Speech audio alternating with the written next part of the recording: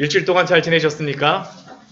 네, 오늘 오랜만에 정말 반가운 분들도 오늘 뵙습니다. 네, 제가 예전에 사랑들의 교회에서 같이 주일학교에서도 같이 섬기고 했던 우리 김웅영 집사님 가정 우리 오셨고 우리 아이니하고 아진이 우리 같이 우리 예배드리게 되었는데요. 여러분들 명절 가운데에서 또한 잘 지내고 이렇게 함께 우리가 예배할 수 있게 하여 주시니 너무나 하나님께 감사드리는 그런 마음이 넘칩니다. 우리가 지난주에 예수님의 그러한 시험에 대하여서 우리가 살펴보았습니다. 우리가 2주 전서부터 우리가 2주 전에는 예수님의 세례에 대한 그러한 말씀을 살펴보고 또한 지난주에는 우리가 예수님의 시험에 대한 그러한 말씀을 우리가 살펴보았었는데 이러한 말씀을 볼 때마다 우리가 이 말씀을 잘 이해하기 위하여서는 이 말씀 속에서 하나님이 우리에게 무엇을 말씀하여 주시는지 또한 이 말씀을 통하여서 우리에게 질문하시는 것이 무엇인지를 잘 파악하는 것이 굉장히 중요합니다. 우리가 세례에서는 우리가 중요한 질문이 있었죠. 우리가 예수님이 왜 세례를 받으셨는가라는 그러한 질문에 대하여서 우리가 이해를 하지 못한다면 우리가 예수님의 그냥 세례의 그냥 사역은 그냥 예수님이 세례 받고 물에 들어갔다가 나오시는 것으로서 그냥 끝날 수가 있습니다. 그런데 우리가 예수님의 그러한 세례에 대하여서 우리가 잘 이해하기 위해서는 왜 죄인들만 받는 죄도 없으신 그럼에도 불구하고 죄도 없으신 예수님께서 왜 세례를 받으셔야만 했는가라는 것에 대해서 우리가 바르게 이해하여야지만 예수님의 세례를 우리가 알 수 있는 거죠. 또한 우리가 지난주에는 우리가 시험에 대하여서 우리가 살펴보면서도 우리가 동일한 질문은 아니었었지만 그러나 또 우리가 질문하였었습니다. 그 질문의 그러한 내용이 무엇입니까? 예수님이 세례를 받으시고 난 후에 바로 그냥 나가셔서 복음을 전하실 수 있음에도 불구하고 복음을 전하시는 것이 아니라 왜 예수님께서 시험을 받으셔야만 했는가라는 그러한 질문을 우리가 해야 됩니다. 그리고 예수님이 지난주의 말씀을 통하여서 단순히 시험을 받으신 것은 그냥 시험을 받으신 것이 아니라 성령에게 이끌림을 받는 시험이었었고 또한 그 시험은 마귀의 시험이다라는 것을 통하여서 예수님이 단순히 한 인간으로서 시험을 받으신 것이 아니라 인류의 모든 대표로서 예수님이 시험을 받으셨음을 우리가 알게 되었습니다. 그리고 또한 우리가 지난주에 우리가 알게 되었던 또한 그러한 중요한 것 중에 하나가 무엇이었습니까? 마귀가 어떤 존재인가라는 것에 대하여서도 우리가 배웠었죠. 마귀는 어떤 존재였습니까? 우리를 미혹해 하는 자입니다. 속이는 자입니다. 거짓말하는 자입니다. 그의 가장 큰 무기가 무엇이었습니까? 바로 속이는 것이죠. 속이는 것. 우리로 하여금 속이게 만드는 것. 그래서 우리를 속임으로 말미암아서 우리의 마음속에 여러 가지 욕심들이 생겨납니까? 여러 가지 욕심들이 생겨납니다. 어떠한 욕심들이 생겨납니까? 먹음직스러운 것에 대한 그러한 욕심들이 생겨나고요. 또한 어떠한 욕심들이 생겨납니까? 우리가 그것이 탐스럽게 보이는 그러한 욕심들이 그냥 생겨나고요. 그리고 또한 그러한 것들이 너무나도 아름답게 보이는 그러한 욕심들이 우리의 마음속에서 생겨나죠. 마귀가 우리를 시험하면서 우리의 마음에 있는 그러한 욕심들을 자극함으로 말미암아서 우리를 속아 넘어지게 하여서 우리로 하여금 하나님을 예배하지 못하는 성도를 무너뜨리고자 하는 것이 바로 사단이 시험하는 그러한 목적임을 우리는 알게 되었습니다. 오늘은 이 말씀을 이어서 그 뒤에 그러한 말씀을 우리가 계속적으로 살펴보고자 합니다. 그런데 우리가 지난주에 예수님의 그러한 시험이 인류를 대표하는 그러한 시험이라는 것을 우리가 배우고 마귀가 우리를 속이게 된다라는 그러한 말씀을 배우고 나서 우리의 마음속에 떠오르는 한 가지의 생각이 있습니다. 그것이 무엇이냐면 마귀가 사람을 꾀고 아담이 범죄하게 하였으면 우리는 그 죄에 대하여서 잘못이 없는 것이 아닌가라는 그러한 생각이 우리의 마음속에 솟아납니다. 모든 죄나 여러 질병들에 대하여서 이것은 모든 마귀와 사탄의 소행이야 라고 여기면서 변명하는 그러한 태도를 가질 때도 우리가 있죠. 만약 이러한 태도를 갖는다면 우리는 아마 몇 가지의 행동으로서 태도로서 반응하게 될 것입니다. 첫 번째는 죄를 짓고도 뻔뻔한 마음을 가질 수가 있습니다. 우리가 죄를 짓고도 뻔뻔한 마음을 가질 수가 있어요.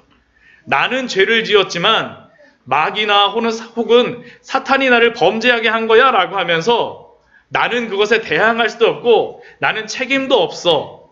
죄 짓는 것에 대하여서 뻔뻔한 마음을 가지고 살아가게 하는 것이죠. 한편으로는 인생을 달관한 듯한 그러한 태도로 보일 수도 있고, 또 한편으로는 이러한 것들을 통해서 극단적으로 한다면 범죄를 적극적으로 행할 수 있는 아무런 양심의 가책도 없는 그러한 길을 열어줄 수도 있습니다. 우리 아이들 같은 경우에는 이 말씀을 가지고 이렇게 할 수도 있죠. 막 한참 게임하고 있는데 아버지가 게임하지 마! 그렇게 얘기하게 되면 뭐라고 얘기합니까? 아빠, 나는 게임하고 싶지 않은데 악한 사단이 와갖고 나의 마음속에서 계속 나를 깨워요. 나는 게임하고 싶지 않은데 계속 사탄이 나를 속아 넘어가게 만들어요. 변명하고 체념하는 그러한 일들이 벌어질 수가 있는 겁니다. 제가 이렇게 말씀을 드리지만 이것이 설마 그럴 수 있겠어라고 이야기하지만 사실은 우리의 마음속에서는 이러한 일들이 계속적으로 벌어지고 일어납니다.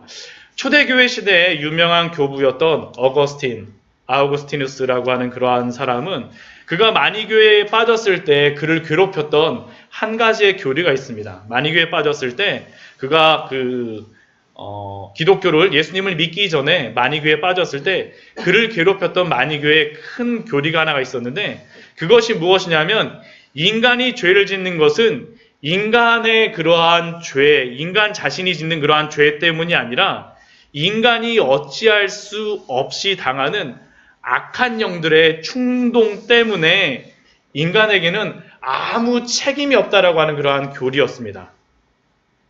그래서 그는 젊은 시절에 마니교회에 있을 때 방탕한 생활을 아무렇지도 않게 할 수 있었습니다. 왜요? 이건 내가 하게 하는 게 아니라 악한 영이 나를 충동해서 하게 하는 거야 라고 그렇게 변명하고 그렇게 그 책임을 돌릴 수 있었기 때문입니다.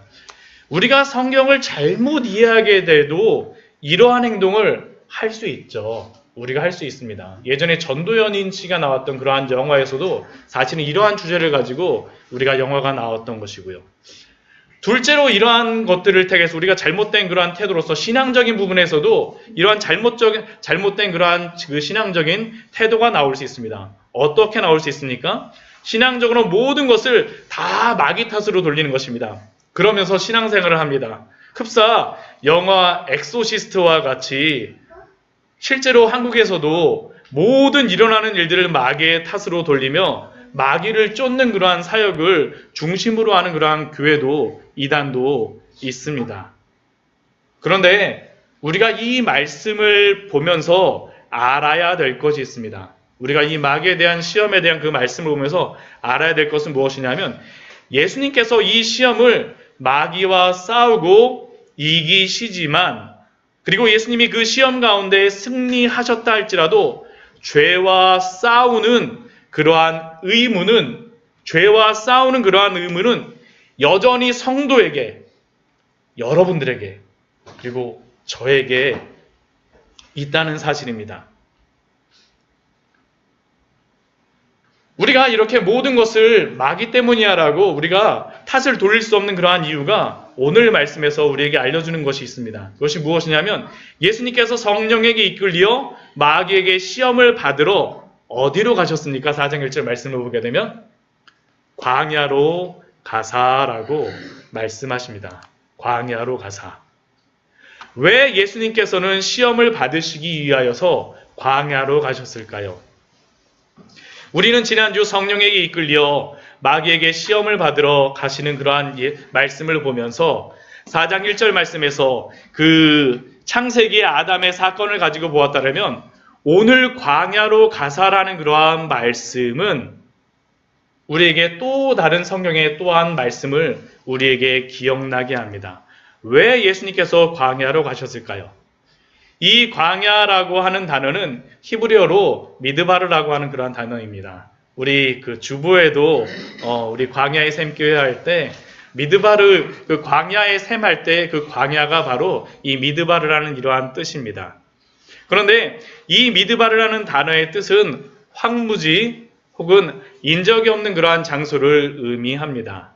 그런데 성경을 보게 되면 이 광야가 굉장히 광야가 중심이 되어져서 기록되었던 그러한 시대가 있습니다. 성경이 있습니다. 그것이 언제입니까? 출애굽기서부터 시작해서 신명기까지의 말씀에 나와 있는 그러한 말씀입니다. 앞에 여기 지도를 제가 이렇게 여러분들에게 해놨는데요. 위에 그 고센 지역이라고 하는, 여기 좀 성경 말씀 때문에 잘 안 보이지만 고센 지역이라고 하는 이 지역에서 이스라엘 백성이 이렇게 나와서 어디로 다 가는 거냐면 이 에돔을 거쳐갖고 올라가서 모압 쪽으로 다 올라가서 가나안 쪽으로 들어가는, 이스라엘 땅으로 들어가는 것이 바로 이스라엘 백성들이 출애굽을 하였던 40년간의 그러한 여정의 그러한 기간입니다. 이 기간은 이스라엘 백성들이 애굽이라고 하는 이집트의 종살이에서 400년 동안 종살이에서 해방되어서 하나님께서 약속하신 그 가나안 땅에 들어가는 그러한 것이죠.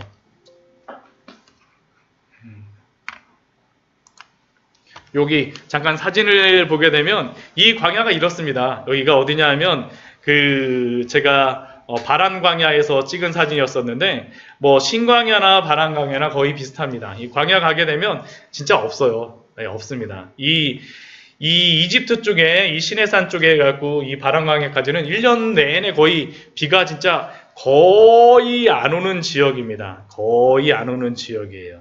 그런데 이곳을 40년 동안 이스라엘 백성들이 지나간다라는 그러한 것은 보통 일이 아닙니다. 이곳을 차를 타고 그냥 지나가도 굉장히 힘들어요. 정말 차를 타고 지나가도 진짜 재미없습니다. 왜냐하면 가도 광야만 있고 계속 그냥 뭐 여름 같은 데에는 온도가 거의 한 40도 50도 되니까 에어컨 틀어놔도 진짜 막 뜨거운 기운이 확 오는 그러한 지역입니다. 그런데 이런 곳을 40년 동안 걸어서 간다? 진짜 쉽지 않죠. 그래서 이스라엘 백성들은 이 40년의 여정을 잘 보게 되면 출애굽기서부터 아마 그 신명기까지의 그런 말씀을 보게 되면 이스라엘 내용이 무엇입니까? 하나님께 불순종하고 혼나고 불순종하고 혼나고 이제는 조금 말 잘 들을 때쯤 됐는데도 계속 불순종하고 혼나고 하는 것이 바로 이 광야의 40년 동안의 그러한 여정입니다. 왜냐하면 이게 정말 쉽지가 않거든요. 그리고 이 광야의 여정은 우리의 인생을 또한 말씀하여 주는 것입니다. 이 출애굽기 40년이라고 이야기하게 되면 그냥 40년이 아니에요. 40년은 어떤 의미가 있냐 하면 우리의 한 세대를 몇 년으로 다 성경에서는 생각을 하냐면 40년으로 생각합니다. 한 세대의 인생 속에서 일어나는 그러한 일들이 바로 이 광야 속에 있었던 일들이죠. 결국 예수님이 광야로 가셨다라는 이야기는 아담에게만 해당되는 그러한 시험에 대한 그러한 부분들이 아니라 바로 이스라엘 백성들에게 또한 누구에게요?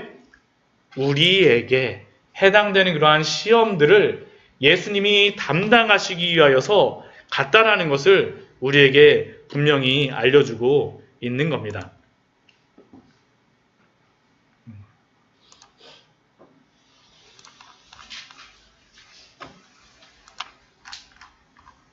그렇다고 하면 예수님께서는 이 광야에 가서 어떤 시험을 받으셨을까요?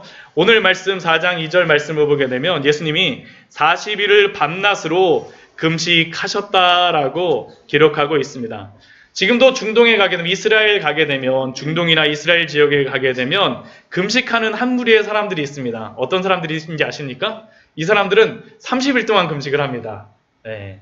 이슬람에 속한 그런 이슬람 교도들은 30일 동안 그 라마단이라 그래서 밥을 먹지 않고 금식을 합니다. 그런데 그들이 금식하는 방법은 어떻게 하냐 하면 아침에 해 뜰 때부터 해가 질 때까지 그들은 금식을 합니다. 제가 있을 때에도 금식을 했었어요. 제가 과일 가게를 어디 가서 항상 이스라엘에서 과일을 사 먹었었냐면 이슬람 지역에 가서 이슬람 과일 가게를 가서 사 먹었습니다. 왜냐하면 거기가 좀 싸거든요. 그 아랍 동네 팔레스타인 사람들 그 쪽에 가서 그 과일을 사 먹었습니다. 근데 이 라마단 기간에는 낮에 가게를 열지를 않아요. 이 사람들이 왜냐하면 자신들이 금식을 하기 때문에 이때에는 그 가게를 열지 않습니다. 그런데 해만 딱 지게 되면 어떤 일이 발생할까요? 그때서부터는 진짜 엄청난 먹방 타임이 시작되는 겁니다. 진짜 먹방 타임이 시작되는 거예요. 그 낮 뭐 한 열 몇 시간 동안 해 뜰 때서부터 해 질 때까지, 이때가 보통 한 5월이나 6월 정도 됩니다. 한 여름 기간이거든요. 물도 안 마십니다. 그러니까 굉장히 고통스럽긴 해요. 그런데 그 낮에 한 모금도 안 마시고 먹지도 않다가 이 해만 딱 지게 되면 그 사람들이 먹기 시작하는 거예요. 막 해만 딱 졌다 그러면 그때서부터 가게들 다 열고 먹기 시작합니다. 막 그 사람들의 어떠한 그 통계를 보게 되면 라마단 기간에 오히려 음식을 더 많이 수입한다는 겁니다. 이 중동 지역에서. 왜요? 못 먹고 나니까 낮에 못 먹을 거 생각하고 밤 동안 어떻게 하는 거예요? 3끼, 4끼, 5끼를 계속 먹는 겁니다. 진짜 먹을 수 있을 때까지 먹는 것입니다. 이게 바로 인간의 그러한 금식이죠. 이것뿐만 아니라 이스라엘 사람들은 금식은 아니지만 비슷한 것을 합니다. 6월절 기간에 이 사람들이 빵을 먹질 않아요. 그 효모가 들어간, 이스트가 들어간 빵을 먹지 않습니다. 이스트가 들어간 빵을 먹지 않아요. 그래서 어떤 빵을 먹냐면 우리 교회에서 지금 성찬식 때 쓰는 그 빵 있잖아요. 그 mat자. 여러분들 드신 분들 어떠세요? 너희들도 다 먹었지, 하루? 맛있나요? 맛 없습니다. 그 일주일 동안 먹어야 되거든요. 일주일 동안 그 빵을 먹어야 되는데 그 사람들이 그 빵을 먹는 게 너무 맛이 없어요. 근데 문제는 뭐냐면 그 빵을 먹지 않지만 또 어떻게 하냐면 기존에 만들어 놓았던 그런 빵들이 있습니다. 가게 가게 되면 빵들, 굉장히 슈퍼마켓 가면 그 빵, 과자 뭐 그런 것들이 있거든요. 근데 이 6월절 기간에는 그 가게를 가게 되면 그 빵이나 과자가 있는 그 곳을 어떻게 해놓는지 아십니까? 커튼을 쳐놔요. 커튼을 쳐갖고 그 안에 못 들어가게 합니다. 네, 그걸 팔지를 않아요. 그런데 이스라엘 백성들의 그러한 성경을 보게 되면 그 말씀이 무엇이냐면 너희 집안에 이러한 효모가 들어간 것들, 그 이스트가 들어간 것을 없게 하라고 말씀하십니다. 집안에 없어야 돼요. 그래서 그 사람들은 어떻게 하냐면 그 이스라엘 그 마을에 가게 되면 이 6월절 기간에 되게 되면 큰 이만한 다라 같은 거에다가 몇 사람들이 막 앉아 있는 사람들이 있어요. 그 사람들이 왜 그렇게 나와 있는지 아십니까? 물도 있고, 저는 처음에 거기서 이 사람들이 여기서 모여갖고 뭐 고기라도 구워 먹으려고 그러나 그랬었는데 나중에 알고 보니까 집집마다 그 그릇들을 씻는 게 좀 어려운가 봐요. 그러다 보니까 자기 집안에 있는 그릇들을 다 가져와갖고 그 사람들한테 맡기는 겁니다. 6월절 기간 전에 그 그릇들을 다 닦아내갖고 이스트가 없게 만드는 겁니다. 그리고 그 기간에 또 어떤 일도 하냐면 그 집집마다 그 대청소도 막 해요. 청소하는 사람들을 막 부릅니다. 왜냐하면 집에 그러한 이스트가 들어간 빵, 부스러기도 없게 하기 위해서 막 청소를 하는 것입니다. 근데 문제는 뭐냐면 미리 만들어 놓은 이 과자와 이 빵들은 어떻게 하겠습니까? 그 가게 안에 그냥 있어요. 이거 어떻게 할까요? 이걸 어떻게 하냐면 그 이스라엘의 종교의 대표들이 와갖고 그 모든 가게들에서 그 물품들의 항목들을 다 받습니다. 다 받아요. 그리고 다 쌓아놓습니다. 그리고 이걸 어떻게 하냐면 이방인의 대표한테 이것을 팝니다. 팔아요. 근데 뭐 판다라고 뭐 돈을 가지고 뭐 그렇게 하는 건 아니고 그냥 서류적으로만 그냥 넘기는 겁니다. 그러면 6월절이 끝나면 어떻게 될까요? 그것을 다시 사갖고 와요. 서류적으로만. 네. 그 판 게 아니라 사실은 넘겼던 거죠. 서류적으로만 이방인에게 그 모든 과자와 빵들을 팔으니까 유대인들에게는, 이스라엘 사람들에게는 어떻다라는 거예요? 우리에게는 법률적으로는 그러한 이스트가 들어간 빵이 없어라는 게 그들의 주장이죠. 어떻게 보면 눈 가리고 아웅식입니다. 뭐 제가 이렇게 아랍 사람들, 팔레스타인 사람들, 아랍 사람들하고 그들이 금식하는 방법하고 이스라엘 사람들이 지금 금식 비슷하게 하는 그러한 것, 6월절에 그들이 그렇게 하는 것을 이야기해 드렸지만 여러분들은 금식할 때 어떠십니까? 여러분들 한 하루나 뭐 이틀 뭐 금식한 3일 정도 금식하신다면 어떠십니까? 내일부터 금식이야. 그러면 12시 딱 되기 전까지 막 드시고 나서 그 다음날 딱 12시 딱 되게 되면, 끝나는 날 12시 딱 되게 되면 어떻게 돼요? 잠도 안 자고 기다리셨다고 혹시 딱 끝나고 나면 밥 막 드시는 거 아니세요? 저만 그런가요? 우리의 마음이 사실은 그렇죠. 우리의 마음이 그렇죠. 근데 4장 2절 말씀을 보게 되면 예수님의 금식은 그렇지 않습니다. 40일을 밤낮으로, 40일을 금식하신 게 아니라 밤낮으로 온전하게 줄이셨다라고 기록하고 있습니다. 실제로 40일 동안 금식하신 겁니다. 얼마나 고통스러우셨겠습니까? 우리들 같아도 한 끼만 안 먹어도 큰 병 걸리는 거로도 생각하잖아요. 우리 아이들 한 끼만 밥 안 먹으면 야, 너 병 걸렸니? 뭐 하면서 굉장히 막 걱정하잖아요. 근데 40일 동안 금식하셨던 그 예수님, 그리고 예수님을 시험하는 그러한 때가 언제입니까? 시험하는 자가 언제 오냐 하면 40일을 밤낮으로 금식하시고 줄이시고 난 다음에야 사단이, 마귀가 예수님께 옵니다. 가장 힘들 때, 가장 굶주림이 극심하여서 가장 어려울 때 마귀가 오는 거죠. 왜 예수님이 40일 동안 금식하셨겠습니까? 많은 성경의 학자들, 많은 분들이 이것을 해석하기를 무엇으로 해석하냐면, 이스라엘 백성이 아까 보여드렸던 것 같이 광야의 40년 동안의 그러한 여정을 담당하시기 위하여서 예수님이 그 40일 동안 금식하셨다라고 그 사람들은 이야기합니다. 그 광야에서의 40년간의 고난과 같은 40일간의 그 금식을 겪으시고 한참 육체적으로 힘드시고 지치셨을 때, 그리고 그러한 때에 마귀는 와서 예수님께 이렇게 말합니다. 내가 만일 하나님의 아들이거든 명하여 이 돌들로 떡덩이가 되게 하라. 앞에 있는 이 사진은, 오른쪽 사진은 제가 지난주에 한번 말씀드렸었지만, 시험산에 가게 되면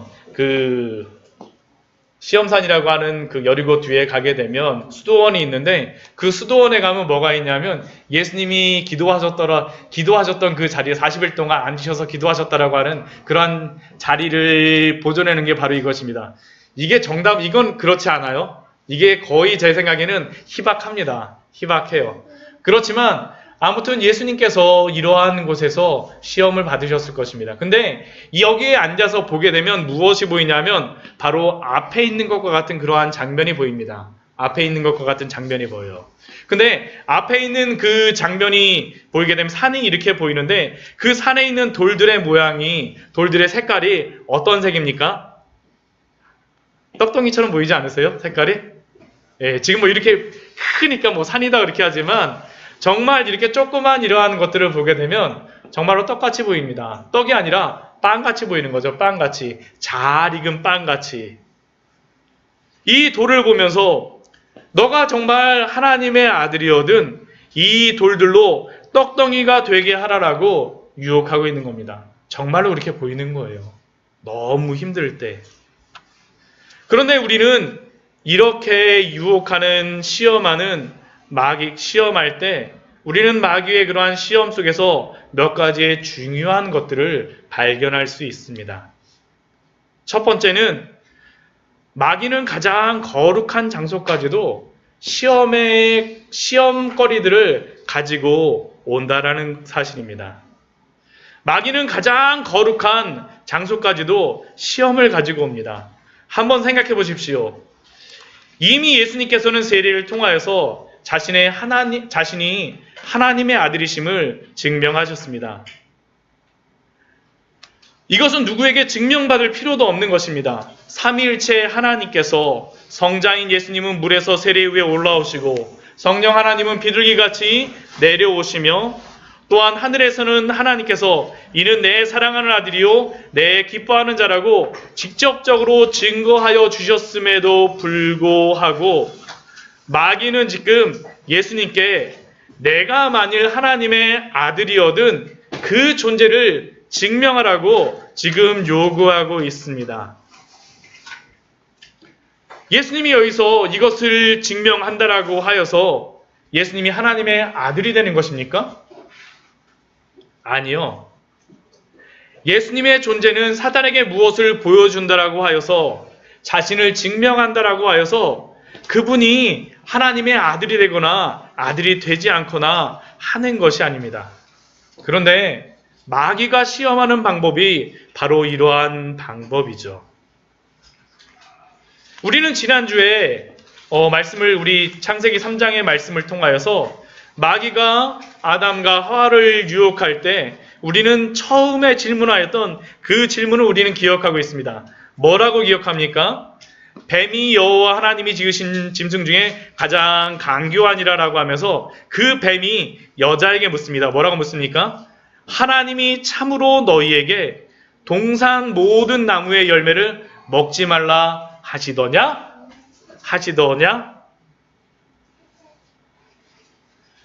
교묘하게 진실을 비틀어서 들어오는 겁니다. 지금 마귀는 예수님께도 아담과 하와에게 질문했던 것과 똑같이 그렇게 의심하도록 예수님께 시험하고 있습니다. 어떤 사람들은 이것을 꼭 마귀가 예수님이 하나님의 아들이심을 몰라서 의심해서 하는 것이 아니라고 이야기하기도 합니다. 그들은 이것이 마귀가 이렇게 한 것이 무례하고 뻔뻔스럽게 예수님께 대드는 것이라고도 이야기를 합니다. 그러나 그것이 의심해서 질문하는 것이든 뻔뻔스럽고 무례하게 질문하는 것이든 분명한 것은 마귀가 예수님께 40일 동안 금식하여 기도하고 있는 그 순간에도 틈타서 들어온다라는 겁니다. 예수님이 기도하고 있는 그 순간, 여러분들이 거룩하다라고 생각하는 그 장소가 어디입니까? 기도하고 있는 그 장소가 아닙니까? 더군다나 예수님이 기도하시고 있는 그 순간, 40일 동안 기도하시고 가장 영적으로 가장 고양되셨을 그 순간에 마귀가 들어오는 거죠. 그래서 질문하고 예수님으로 하여금 의심하도록 시험하고 있습니다. 우리가 성경을 보게 되면 마귀가 단순히 이러한 때만 나타난 것이 아님을 우리는 알 수 있습니다. 우리 욥기 1장 한번 말씀을 한번 볼까요? 욥기 1장 말씀을 한번 보도록 하겠습니다. 우리 욥기 1장 말씀을 한번 보도록 하겠습니다.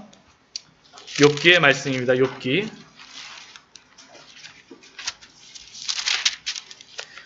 제가 가진 성경으로는 구약성경 761페이지입니다. 욥기 1장입니다. 욥기 1장 우리 7절, 8절, 9절 말씀 우리 한번 우리 6절 말씀서부터 한번 같이 한번 볼까요? 우리 욥기 1장입니다. 구약성경 761페이지입니다. 마귀가 어떠한 존재인지를 우리는 잘 알아야 합니다. 정말 우리가 가장 거룩하다라고 생각하는 그 곳까지도 마귀는 들어옵니다. 한번 보도록 하겠습니다. 우리 욥기 1장 말씀입니다. 욥기 1장 우리 6절서부터 우리 같이 한번 읽어보도록 할게요. 시작. 하루는 하나님의 아들들이 와서 여호와 앞에 섰고 사탄도 그들 가운데 온지라. 여호와께서 사탄에게 이르시되 내가 어디서 왔느냐? 사탄이 여호와께 대답하여 이르되 땅을 두루 돌아 여기까지 왔나이다. 여호와께서 사탄에게 이르시되 내가 내 종 욥을 주의하여 보았느냐? 그와 같이 온전하고 정직하여 하나님을 경외하며 악에서 떠난 자는 세상에 없느니라. 어떻습니까? 지금 하나님이 지금 천군 천사와 함께 회의하시고 있는 그 장소까지 사단이 들어와 있는 겁니다. 그리고 하나님께서 그 8절 말씀에서 무엇이라고 말씀하십니까? 내 종 욥을 주의하여 보았느냐? 그와 같이 온전하고 정직하여 하나님을 경외하며 악에서 떠난 자가 세상에 없느니라라고 하나님을 이렇게 선언해 주세요. 선언해 주십니다. 가장 거룩한 자리에서 가장 거룩하신 분이 그렇게 말씀하세요. 근데 사단의 대답이 무엇입니까? 9절 말씀 보면 사단이 이렇게 이야기하죠. 우리 같이 읽겠습니다. 시작. 사탄이 여호와께 대답하여 이르되 욥이 어찌 까닭없이 하나님을 경외하리이까. 하나님께 뻔뻔스럽게 대범하게 질문하고 있죠. 그러면서 그는 10절 말씀에서 또한 이렇게 얘기합니다. 우리 같이 읽겠습니다. 시작. 주께서 그와 그의 집과 그의 모든 소유물을 울타리로 두르심 때문이 아니니까 주께서 그의 손으로 하는 바를 복되게 하사 그의 소유물이 땅에 넘치게 하셨음이니이다. 이 말씀이 무엇입니까? 왜 욥이 하나님을 잘 따르냐 하면 욥에게 하나님께서 너무 축복해 주셨어요. 하나님이 너무 축복해 주셔서 욥이 믿음을 안 가질 수가 없는 거예요. 가족도 자식도 많이 낳고요. 집도 너무나도 부유하고요. 부족한 게 하나도 없어요. 하나님이 모든 것을 주셨기 때문에 욥이 이렇게 하나님을 잘 믿고 있는 것입니다. 하나님께 반론을 제기하고 있습니다. 이게 바로 마귀입니다. 마귀. 여러분이 가장 거룩하다라고 생각하는 그 장소, 여러분들이 가장 귀중하다라고 생각하는 그 장소까지 마귀는 들어오는 겁니다. 오늘 말씀도 바로 그것이 아닙니까? 하나님의 가장 거룩하신 삼일체 하나님 성자 예수님이 기도하고 있는 그 자리, 예수님이 금식하고 기도하는 그 자리까지 오지 않습니까? 하물며 우리이겠습니까? 마귀는 여러분들이 가장 거룩하게 여기는 곳, 그곳까지 반드시 시험거리를 가지고 올 것입니다. 가지고 올 거예요. 우리는 이것을 알고 있어야 됩니다. 알고 있어야 돼요. 또한 마귀가 시험하는 그러한 부분에 대해서 우리가 또 한 가지 주의할 것이 있습니다. 두 번째 것은 무엇이냐면 마귀는 가장 연약한 부분, 가장 여러분들이 힘들어하는 그러한 부분을 가지고 반드시 시험할 것입니다. 오늘 예수님을 시험하러 온 마귀는 예수님의 가장 현실적이며 가장 어려운 부분을 가지고 시험하고 있습니다. 그것이 무엇입니까? 떡의 시험입니다. 물론 예수님이라고 하여서 예수님이니까 예수님은 배고프지 않을 거야 라고 생각하시면 안 됩니다. 예수님 우리와 똑같이 배고프십니다. 왜요? 예수님도 인성을 가지셨기 때문입니다. 예수님에게도 이것이 가장 유혹이 되는 거예요. 바로 떡의 시험, 아담에게도 하였던 그러한 시험이죠.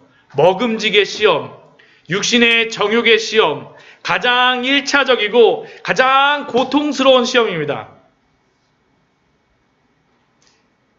그리고 이것을 가지고 예수님을 시험합니다. 내가 만일 하나님의 아들이거든 이 돌들로 떡덩이가 되게 하라. 마귀는 자신이 거짓의 아비일지는 모르지만 그는 시험하는 문제조차도 거짓으로 만들어내지 않습니다. 이게 굉장히 중요해요. 우리를 거짓으로 시험하지만 시험하는 문제 자체를 거짓의 그러한 시험을 가지고 여러분들에게 오지 않습니다. 우리가 가장 힘들어하는 게 이러한 물질적인 부분인데 다른 부분을 가지고 우리에게 시험하지 않는다라는 것입니다. 우리가 가장 어려워하는 것, 가장 힘들어하는 것, 그것을 가지고 마귀는 우리에게 옵니다. 아까 욥기에서 하나님에게조차 의견을 내고 적극적으로 나서는 마귀의 지혜와 지식은 우리의 상상을 초월할 정도입니다. 마귀는 우리의 상황을 알고 있습니다. 그리고 그 중에 가장 연약한 부분을 가지고 우리를 시험합니다. 여러분에게 가장 연약한 것이 무엇입니까? 한번 생각해 보십시오. 마귀는 그것으로 여러분을 시험하고 있지 않습니까? 재미있는 것은 그 시험이 사람마다 조금씩 틀립니다. 왜 틀리냐 하면 연약한 부분이 사람마다 다 틀리기 때문입니다. 마귀는 가장 연약한 부분의 문제로 그리고 그 연약한 부분을 반복적으로 계속 여러분들을 공격할 것입니다. 아픈데 또 찌르고 힘든데 더 힘들게 하고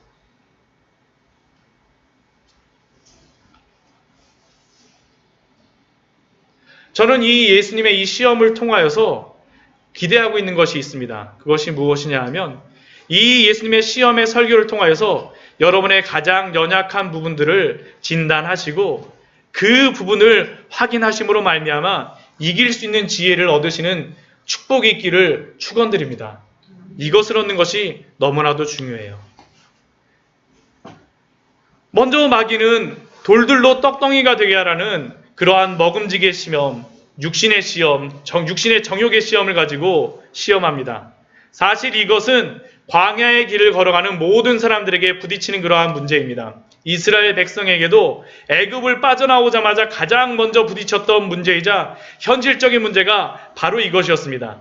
이 광야의 이 시험, 예수님의 이 시험은 언제서부터 시작하냐 하면 우리 출애굽기 우리 말씀 보게 되면 출애굽기 16장 1절에서 3절 말씀을 보게 되면 이런 말씀이 있습니다. 출애굽기 16장 1절에서 3절 말씀을 보게 되면 구약성경 106페이지입니다. 출애굽기 16장입니다. 1절에서 3절까지의 말씀입니다. 출애굽기 16장 1절에서 3절 말씀입니다. 우리 같이 한번 읽도록 하겠습니다. 출애굽기 16장 1절에서 3절까지의 말씀입니다. 같이 읽겠습니다. 시작. 이스라엘 자손의 온 회중이 엘림에서 떠나 엘림과 시내산 사이에 있는 신광야에 이르니 애굽에서 나온 후 둘째 달 15일이라. 이스라엘 자손 온 회중이 그 광야에서 모세와 아론을 원망하여 이스라엘 자손이 그들에게 이르되 우리가 애굽 땅에서 고기가마 곁에 있던 때와 같이 떡을 배불리 먹던 때에 여호와의 손에 죽었더라면 좋았을 것을 너희가 이 광야로 우리를 인도하여 내어 이 온 회중이 줄여 죽게 하는도다. 아멘. 지금 이스라엘 백성들이 여호와 하나님을 원망하고 있습니다. 지금 이 원망하는 때가 언제냐 하면 바로 앞에 출애굽기 14장의 말씀이 무엇이냐면 홍해를 가르는 그 사건이에요. 홍해를 가르는 사건이 바로 14장에 나옵니다. 그리고 15장 말씀에 보게 되면 뭘 하냐면 이스라엘 백성들이 홍해를 가르치는 걸 보고 나서 모세가 하나님을 막 찬양하는 노래가 15장에 나옵니다. 미리암도 찬양을 해요. 얼마나 그것이 놀라웠겠습니까? 홍해가 쫙 갈라지면서 구원하는 그러한 것들, 애굽 사람들은 거기 쫓아오다가 다시 물에 다시 잠겨갖고 죽어가는 그러한 모습들, 와, 우리가 구원을 받았구나. 눈만 감으면 이것이 보였을 것입니다.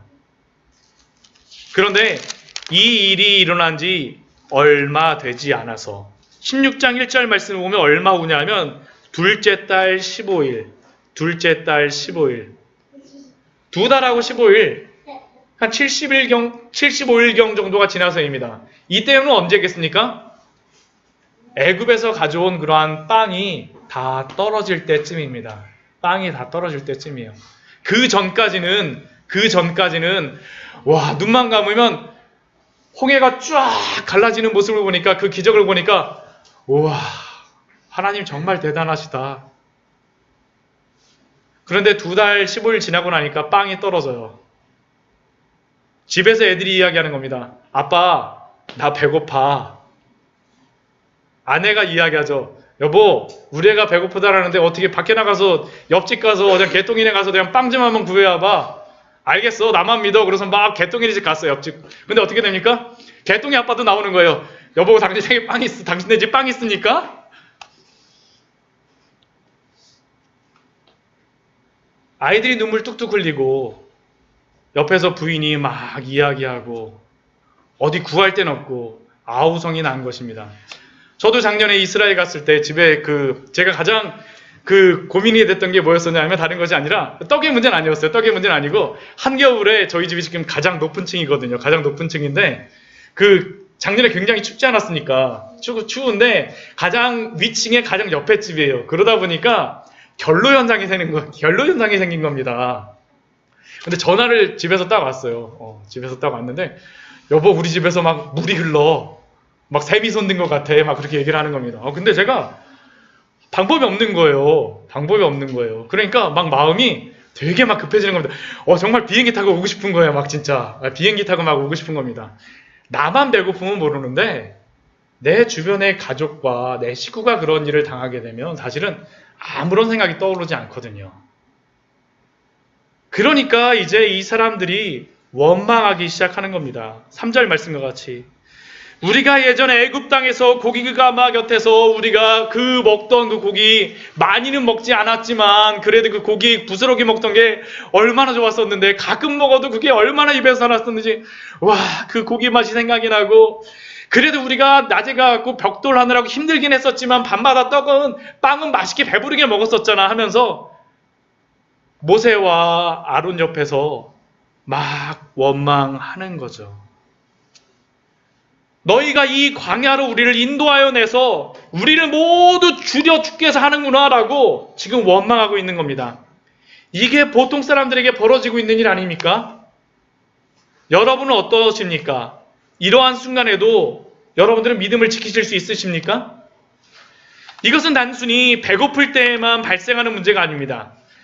충분히 배가 부름에도 불구하고 이런 배고픔의 문제가 아니라 이 육신의 문제, 이 탐욕의 문제, 이것은 계속적으로 발생합니다. 우리 열왕기상 우리 21장 1절부터 3절까지의 말씀을 보면 제가 그냥 읽도록 하겠습니다. 열왕기상 21장 1절에 3절 말씀을 보게 되면 이러한 말씀이 있습니다. 그 후에 이 일이 있으니라 이스라엘 사람 나봇에게 이스라엘에 포도원이 있어 사마리아의 왕 아합의 궁에서 가깝더니 아합이 나봇에게 말하여 이르되 내 포도원이 내 왕궁 곁에 가까이 있으니 내게 주어 채소밭을 삼게 하라. 내가 그 대신에 그보다 아름다운 포도원을 내게 줄 것이요 만일 내게 좋게 여기면 그 값을 돈으로 내게 주리라. 지금 이스라엘의 아합 왕이 이스라엘 사람 나봇에게 포도원을 팔라라고 합니다. 그가 포도원에 그 밭이 필요해서였을까요? 아닙니다. 이스라엘 역사를 보게 되면 가장 부강한 때가 언제였었냐면 이 아합 왕 때입니다. 가장 부강했어요. 전쟁도 없었습니다. 정말 부강할 때입니다. 아합은 자기가 마음만 먹으면 나봇의 밭의 채소가 아니라 이스라엘 온 지역의 채소 중 가장 좋은 채소를 그는 아무 때나 먹을 수 있는 힘과 돈과 능력이 있었습니다. 그는 그런데 유독 나봇의 밭만 갖기를 원했어요. 유독 나봇의 밭만. 나봇이 아합에게 대답합니다. 내 조상의 유산을 왕에게 주기를 여호와께서 금하실지로다. 밭을 함부로 팔 수가 없었습니다. 왜요? 밭은 하나님께 속한 것이기 때문입니다. 밭을 팔면 안 돼요. 왕도 어쩔 수 없습니다. 왕도 어쩔 수 없는 법입니다. 하나님의 법이기 때문에요. 근데 이 말을 아합 왕이 듣자 어떻게 행동하냐 하면 이스라엘 사람 나봇이 아합에게 대답하여 이르되 내 조상의 그 유산을 왕께 줄 수 없다 하므로 아합이 근심하고 답답하여 왕궁으로 돌아와 침상에 누워 얼굴을 돌리고 식사를 아니하니. 아합이 근심하고 답답하여서 왕궁에 들어와 침상에 누워서 식사도 하지 않습니다. 아니 무슨 7살짜리 아이도 아니고 막 나 뭐 먹기 싫어 막 뭐 먹고 싶어 똑같은 겁니다. 가장 배부른 사람이었음에도 불구하고 가장 먹을 수 있는 사람이었음에도 불구하고 이렇게 하는 거죠. 이 먹음직의 문제는 우리가 배부르다라고 해서 없는 문제가 아닙니다. 배 부를 때나 배가 고플 때나 항상 우리를 시험하죠. 항상 시험합니다. 항상. 그런데 이때 이러한 마귀의 시험, 예수님도 바로 이러한 시험을 받으신 겁니다. 이러한 먹음직의 시험, 육신의 시험에 대해서 예수님은 어떻게 대답하십니까? 예수께서 대답하여 이르시되 기록되었으되 이것이 무엇입니까? 예수님이 그 사단의 그러한 대응을 무엇으로 대응하십니까? 하나님의 말씀으로 대응하십니다. 기록되었으되. 이것은 마귀의 시험을 당한 모든 성도에게 필요한 능력입니다.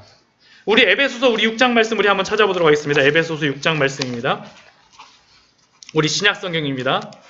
에베소서 6장 말씀입니다. 우리 이 말씀을 한번 여러분들은 한번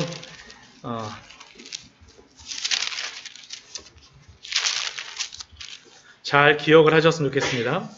에베소서 6장 말씀입니다. 신약 성경 제가 가진 성경으로는 316페이지입니다. 에베소서 6장 11절 말씀입니다. 신약성경 316페이지입니다. 에베소서 6장 11절입니다. 우리 같이 한번 읽어보겠습니다. 6장 11절입니다. 시작. 마귀의 간계를 능히 대적하기 위하여 하나님의 전신갑주를 입으라.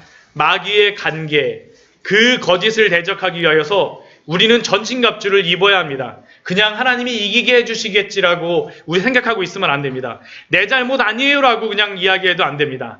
그냥 난 하나님이 이기게 해줄 때까지 그냥 기다리게 하겠어. 기다리겠어라고 믿음으로 서 있겠어. 그냥 있으려고 해도 전신갑주를 입고 있지 않으면 참으려고 해도 참을 수가 없습니다.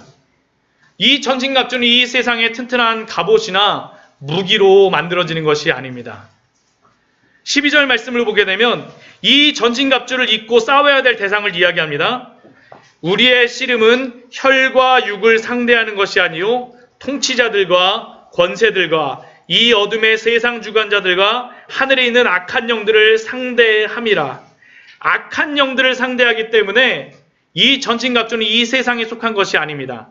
그러면 이 전신갑주를 우리가 어떤 전신갑주를 가져야 되겠습니까? 우리 그 뒤에 있는 것들을 다 살펴보면 좋겠지만 우리 17절 말씀 우리 같이 한번 보도록 하겠습니다. 6장 17절 말씀입니다. 같이 읽겠습니다. 시작. 성령의 검 곧 하나님의 말씀을 가지라. 유일하게 공격하는 도구가 바로 성령의 검, 하나님의 말씀입니다. 그리고 예수님께서도 지금 하나님의 말씀으로 이 사탄의 모든 시험을 물리치고 계십니다. 그렇다고 하면 예수님께서는 어떠한 말씀으로 이 시험을 물리치고 계십니까? 이 말씀은 특별히 신명기 8장 3절의 말씀을 인용하고 있습니다. 우리 신명기 8장 3절 우리 말씀 우리 또 한번 찾아보도록 하겠습니다. 우리 신명기, 민수기, 신명기 우리 말씀입니다. 신명기 8장 3절입니다. 신명기 8장 3절. 왜 이 말씀을 인용하시는지를 우리가 잘 알아야 합니다. 우리 신명기 8장 3절입니다. 구약성경 274페이지입니다. 신명기 8장 3절입니다. 펜이 있으시면 이렇게 잘 표시해 놓으시면 좋을 것 같아요. 우리 8장 3절 구약성경 274페이지입니다. 신명기 8장 3절입니다. 같이 한번 읽겠습니다. 시작. 너를 낮추시며 너를 줄이게 하시며 또 너도 알지 못하며 내 조상들도 알지 못하던 만나를 내게 먹이신 것은 사람이 떡으로만 사는 것이 아니요 여호와의 입에서 나온 모든 말씀으로 사는 줄을 내게 알려 하심이라. 이 말씀은 언제 말씀하시는 거냐면 이스라엘 백성이 40년간의 그러한 생활을 다 마치고 모압 평야에 있을 때입니다. 여기 지도를 보게 되면 모압 평야가 어디냐 하면 여기 사해가 있잖아요. 여기 사해가 있고 이 옆에 보게 되면 느보산이라고 있습니다. 느보산. 사해산 이 요단강 건너편 쪽에 느보산이라고 있습니다. 그 밑에 쪽이 바로 모압 평야입니다. 조금 약간 사해 옆에 평평한 곳, 요단 동편입니다. 그러니까 지금 어디서 지금 그 모세가 이야기하는 거냐면 가나안 땅을 바라보면서 이제 곧 들어가는 거예요. 요단강만 건너면 바로 가나안 땅입니다. 곧 들어가는 것입니다. 곧. 그곳에서 지금 이 말씀을 하신 것입니다. 40년 동안 너희를 그렇게 줄이시고 낮추신 것은 무엇이냐면 그것을 통하여서 사람이 떡으로만 사는 것이 아니요 여호와의 입에로부터 나오는 그 말씀으로 사는 것임을 알려주기 위하여서. 이것은 아까 출애굽기 16장 3절의 말씀과 연관되는 말씀입니다. 출애굽기 3장 16절. 아까 이스라엘 백성들이 무엇이라고 이야기합니까? 이스라엘 자손이 그들에게 이르되 우리가 애굽 땅에서 고기가마 곁에 앉아 있던 때 떡을 배불리 먹던 때 여호와의 손에 죽었더라면 좋았을 것을 너희가 이 광야로 우리를 인도하여 내어 이 온 회중이 줄여 죽게 하는도다라는 그러한 이스라엘 백성들의 원망에 대하여서, 질문에 대하여서 가장 마지막에 신명기 8장 3절로서 대답하시는 겁니다. 내 하나님 여호와께서 이 40년 동안 내게 광야길을 걷게 하신 것을 기억하라. 너를 낮추시며 너를 시험하사 내 마음이 어떠한지를 알게 하시려. 즉 이 광야의 40년의 생활을 걷게 하신 것은 이스라엘 백성으로 겸손하게 낮추심으로 진정으로 하나님의 말씀에 순종하는 백성으로 변하였는지 확인하시기 위해서라는 것입니다.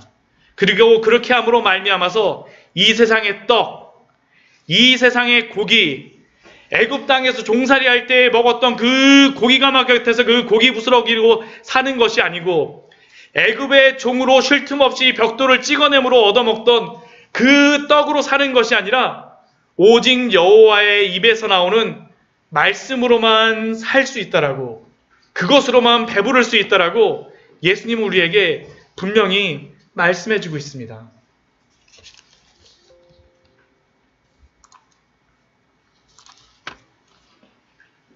오늘 이 말씀을 보면서 우리는 한번 우리 자신에게 한번 질문 한번 해보십시오. 우리가 이 마귀와의 싸움을 우리가 이기기 위해서는 무엇이 준비해야 됩니까? 하나님의 말씀이 준비되어야 되죠. 하나님의 말씀. 여러분들은, 우리는 하나님의 말씀의 검으로 마귀와 싸울 준비가 되셨습니까? 되셨습니까?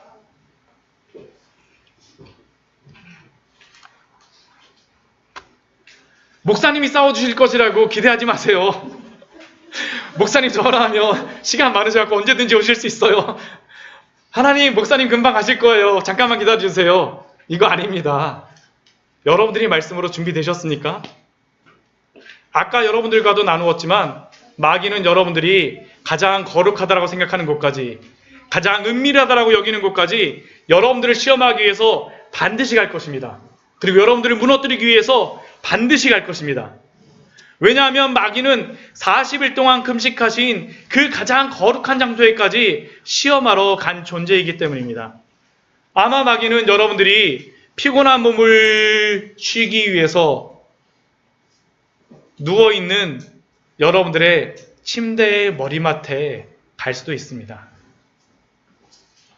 여러 가지 생각이 막 떠오르게 할 수 있어요. 불면증, 잠도 못 자고 걱정하고, 아니면 부부끼리 대화하는 그 자리가 바로 이 시험의 장소가 될 수 있습니다. 아무도 듣지 못하고 부부간에 대화하는 그 자리에서 우리의 이러한 육신의 그러한 것들, 우리의 안목의 정욕들을 가지고, 우리의 탐스럽게 하는 그러한 것들을 가지고 여러분들을 시험할 수 있습니다. 여러분들의 자녀와 함께하는 자리, 자녀들을 보면서 사랑해주고 막 격려해주고 하려고 했는데 막상 이야기하다 보면 어떻습니까? 네가 원수야. 내가 너를 만나서 너가 태어나고 나 너무 힘든 것 같아. 하나님이 여러분들의 부모님과 함께하는 자리, 자녀들도요. 지난 명절 가족과의 만남의 자리가 여러분들의 전쟁터일 수 있습니다. 그뿐만 아니라 공부하는 학생들은 여러분들 책상에 앉을 때마다 마귀가 계속 여러분들을 시험할 수 있어요. 계속 딴 생각 나갖고, 난 공부하고 싶은데 게임이 자꾸 나를 불러요. 막 어떻게 할 수가 없어요. 여러분들의 직장의 그러한 장소, 여러분들의 사무실, 여러분들이 만나는 사람들, 여러분들의 가정에서, 여러분들이 전화하고 있는 그 상대하고 그 전화 속에서 여러분들 이러한 시험 속에 있을 수 있습니다. 심지어는 여러분들이 마귀와 싸우기 위해서 기도하고 있는 그 장소에도 마귀가 올 수 있습니다. 딴 생각들, 하나님 내 기도 들어주실까? 아무리 기도해도 들어주시지 않는 것 같아. 오늘 너무 힘든 것 같은데 내일 기도 그냥 밀어버리지 뭐. 말씀 읽을 때도 그렇죠. 말씀 뭐 오늘만 읽을 수 있어? 내일 아침에 일어나고 더 맑은 정신을 읽어야지. 내일 읽으면 훨씬 더 말씀이 잘 기억이 될 거야. 막 하면서 우리를 계속 시험하죠. 이 예배의 자리도 그렇습니다. 이 예배의 자리.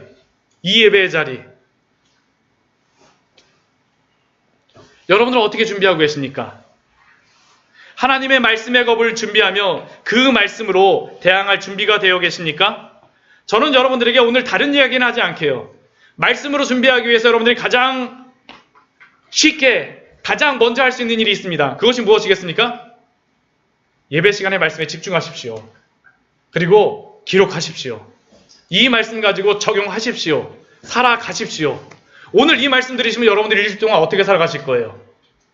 아, 이러한 시험이 있으면 하나님의 말씀으로 이기려 그랬지? 그래, 목사님이 어떤 말씀을 해주셨더라? 지난주에는 예수님 시험하셨던 그러한 말씀. 야, 예수님이 이렇게 시험을 받으신 것은 정말로 하나님께서 예수님이 우리의 모든 죄의 그러한 자리까지 오셨구나. 예수님 의지하고 나가야지. 말씀을 가지고 적용하셔야 됩니다. 적용하셔야 돼요. 그냥 말씀 이 시간 1시간 듣고 나서 그냥 집에 가갖고 오늘 다 끝났어. 야, 오늘 목사님 설교하는 시간 얼마나 힘들었는지 몰라. 이런 고난이 없어. 끝! 아닙니다. 말씀 듣는 자리에 집중하십시오. 그리고 정말 여러분들이 말씀을 잘 알고 싶으면 큐티하십시오. 큐티하세요. 그리고 저희 교회는 새벽 예배 때마다 매일 성경으로 지금 큐티하고 있습니다. 6년마다 한 번씩 돌아가요. 여러분들 정말 말씀 잘 알고 싶으시면요. 제가 홈페이지에다 계속 말씀 올립니다. 6년 동안만 여러분들이 말씀 계속 듣고 기록해 보십시오. 그러면 저만큼 성경 아는 겁니다. 정말. 6년 후에. 네, 왜냐하면 성경 한 권을 다 읽거든요. 가장 쉽게 할 수 있는 방법이 저는 그건 것 같아요. 저도 정말 이 말씀을 잘 예배 시간에 잘 기록하는 게 얼마나 중요한지 모릅니다. 제가 총신에 다니면서 제가 개인적으로 가장 많이 말씀에 대해서 배웠던 시간이 언제인지 아십니까? 그 신학대학원을 다니게 되면 어떻게 하냐면 점심시간마다 30분씩 그 예배를 드립니다. 한 40분씩, 50분씩 그 예배 드리는데 그 교수님이나 목사님들이 오셔서 한 40분, 50분씩 설교하세요. 그럼 전 그때 뭐냐 하면 컴퓨터 딱 앞에 놓고 나서 막 칩니다. 정말 다 쳐요. 제 노트북에 보면 다 되어 있습니다. 3년 동안에 모든 그 목사님들의 설교가 다 기록되어 있어요. 근데 그 말씀들을 기록하고 나서 이렇게 한번 읽어봐요. 다시 한번 봅니다.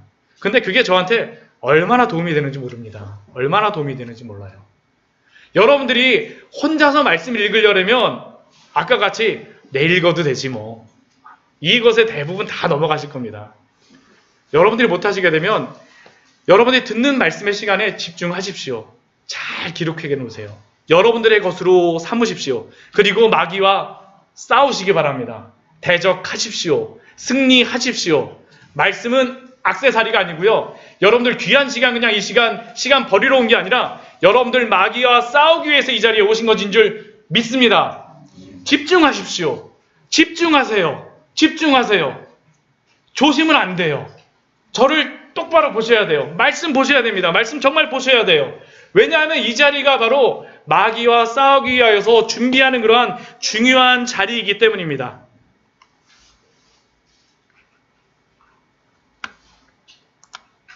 또한 여러분은 이 세상에 주는 죄의 떡이 아니라 하나님이 주시는 그 말씀으로 여러분들은 배부르시기를 원하십니까? 정말 이것이 너무나도 중요합니다. 이게 너무나도 중요하죠. 마귀는 반드시 여러분이 가장 연약해하는 그 부분으로 여러분을 시험하기 위해서 올 것입니다. 먹음직의 시험, 또한 우리가 안목의 정욕, 또한 우리의 탐욕의 그러한 시험, 탐스러움의 시험, 어떤 것을 가지고 여러분들에게 올지 모릅니다. 근데 오늘 말씀을 보게 되면 대부분 마귀가 가장 처음에 시험하는 것은 어디냐면 바로 먹는 시험이 가장 먼저 옵니다. 우리로 따지면 무엇일까요? 돈의 시험이죠. 돈. 우리가 배고플 때만 아니라 배부를 때에도 시험이 됩니다. 가난한 사람은 당장 내일 먹을 것이 없어서 시험이 되고 배부른 사람은 더 맛있는 것이 무엇일까를 가지고 항상 고민하며 시험이 되죠. 요즘 TV에 보면 유명한 연예인들이 맛있는 맛집 지도가 무슨 보물 지도인 거 마냥 누구죠? 그냥 유명한 연예인들 좀 등치도 좀 있고 듬직하게 생긴 연예인들 나와갖고 내 맛집 지도가 이거야 하고서 그러면 누구 맛집 지도야 그 다음날 보게 되면 네이버에 보면 순위에 올라가면 누구 맛집 지도야 그럼 막 올라옵니다. 심지어 요즘에 무엇도 있습니까? 제가 어디서 보니까 고속도로 휴게소에 맛있는 음식이 무엇이 있나를 찾는 것도 있더라고요. 그래갖고 성지순례 다니듯이 주말마다 고속도로를 막 다니는 겁니다. 그래갖고 거기 가서 그 음식 먹고 와요 네. 그런데 이러한 음식 100끼를 먹는다라고 하십시오. 1000끼를 먹는다라고 하십시오. 만족될까요, 정말? 만족되겠습니까? 아무리 먹는다라 해서 채워지지 않는 겁니다. 요한복음 4장에 이 야곱의 우물에 찾아왔던 사마리아 여인을 한번 기억해 보시기 바랍니다. 그녀는 그녀의 그러한 목마름을 달래기 위하여서 낮 12시에 물을 길러와요. 그런데 그 물을 아무리 가져다가 먹어도 그녀의 목마름은 채울 수가 없었습니다. 그 목마름을 채울 수 없으니까 어떻게 합니까? 결혼도 6번씩이나 하였습니다. 그녀 때문에 결혼한 것이 아니라고 할지라도 결혼을 6번씩이나 하였지만 그녀의 영혼은 항상 목말랐습니다. 언제 그녀가 채워집니까? 그것은 바로 그 야곱의 우물에서 야곱의 우물을 마셔서가 아니라 누구를 만나서입니까? 예수님을 만나서 그녀의 목마름이 채워지죠. 채워지니까 어떻게 합니까? 야, 다 와서 봐봐. 예수님 보러 와봐. 채워지니까 나가는 겁니다. 채워지니까. 예수님으로 인해 배불렀기 때문에 그가 나아가는 거죠. 예수님을 만나자 그녀의 영혼의 목마름이 사라졌습니다. 오늘 예수님은 내가 만일 하나님의 아들이거든 명화의 이 돌들로 떡덩이가 되게 하라는 그러한 시험을 마귀에게 당합니다. 그런데 예수님께서 무엇이라고 말씀하십니까? 사람이 떡으로만 살 것이 아니요 하나님의 입으로부터 나오는 모든 말씀으로 살 것이니라. 예수님은 직접 자신이 돌을 떡으로 만드실 수 있는 그러한 능력이 있으셨습니다. 돌을 떡으로 만드실 수 있는 능력이 있었어요. 그것을 증명하는 말씀이 무엇입니까? 여러분들 기억나시는 말씀이 있어요? 돌을 떡으로 만드시는 것을 증명하신 그러한 사건이 있습니다. 그것이 무엇입니까? 가나의 혼인잔치도 있고요. 떡을 진짜 직접 만든 것도 있죠. 무엇이 있습니까? 떡을 막 만들어내세요, 예수님께서. 오병이요. 7병이요, 5병이요. 성경에서 유일하게 사복음서 전체에서 기적 가운데에서 유일하게 사복음서 전체 마태, 마가, 누가, 요한 다 나온 그 유일한 기적이 무엇인지 아십니까? 오병이요. 오병이어가 유일하게 나온 그런 기적입니다. 오병이어가 얼마나 중요한지 사복음서에서 다 나와요. 이게 굉장히 중요한 말씀입니다. 왜냐하면 떡의 문제는 모든 사람에게 다 중요한 문제거든요. 마귀가 가장 먼저 나오는 그러한 문제이기 때문입니다. 자신이 떡을 만드실 수 있음에도 불구하고 자신은 떡을 만들어서 먹지 않으세요. 근데 예수님은 어떻게 하셨을까요? 떡을 만들어서 드시지 않는 대신에 예수님이 떡이 되십니다. 예수님이 떡이 되세요. 이게 차이입니다. 이게 예수님은 자신을 위해서 떡을 만드셔서 드시는 것이 아니라 예수님은 자신이 떡이 되세요. 우리 요한복음 6장 말씀에 보면 자신이 떡이 되심을 이렇게 말씀하십니다. 우리 오늘 이 말씀 한번 보고 마치도록 하겠습니다. 요한복음 6장 말씀입니다. 예수님이 자신이 떡이 되심을 이렇게 말씀하십니다. 요한복음 6장에서 요한복음에서 오병이어의 말씀을 하시고 나서 요한복음은 어떤 기적을 행하시고 나서 그 기적에 대해서 설명을 예수님이 직접 해주세요. 오병이어에 대한 예수님이 설교가 바로 이것입니다. 6장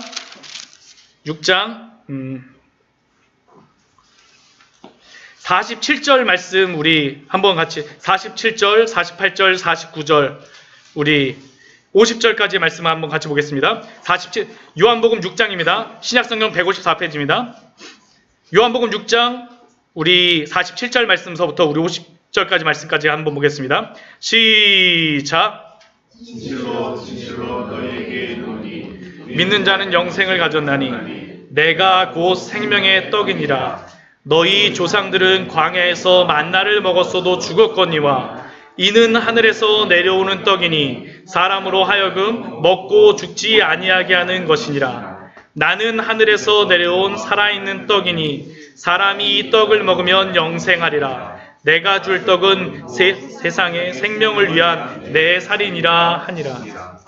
아멘. 이 말씀의 의미가 무엇입니까? 예수님은 자신이 돌을 떡으로 만들어 자신이 먹는 것 대신에 자신이 떡이 되기를 원하셨습니다.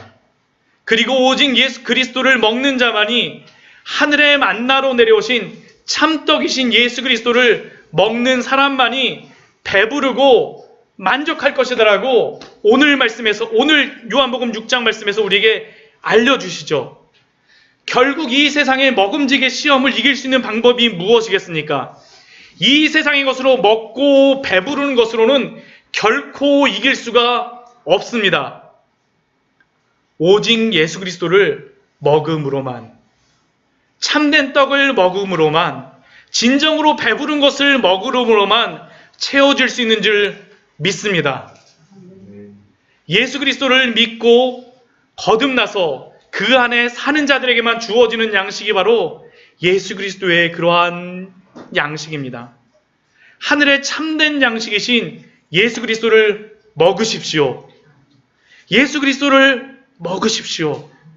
그분으로 만족하십시오. 오직 그분 안에서만 참된 양식을 찾을 때 여러분의 배고픔은 채워질 것입니다. 결국 오늘 예수님의 떡의 시험은 우리를 먹이시고 배부르게 하시기 위한 시험임을 기억하시기 바랍니다. 세상의 양식으로가 아니라 예수 그리스도가 주시는 그 양식으로 일주일 동안도 그 양식을 먹고 드심으로 풍족하고 기쁘고 만족한 그러한 삶을 사시는 우리 성도님들 되시기를 축원드립니다. 우리 같이 기도하도록 하겠습니다.